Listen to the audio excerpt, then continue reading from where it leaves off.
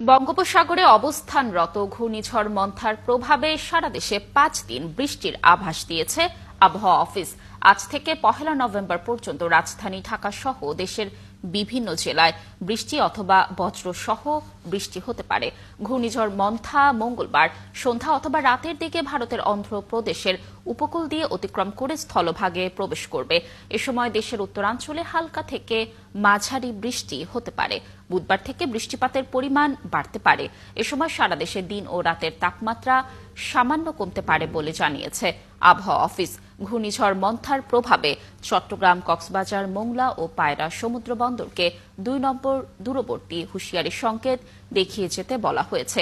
উত্তর বঙ্গোপসাগরে অবস্থানরত সব মাছ ধরার নৌকা ও ট্রলারকে পরবর্তী নির্দেশ না দেওয়া পর্যন্ত উপকূলের কাছাকাছি থেকে সাবধানে চলাচল করতে বলা হয়েছে।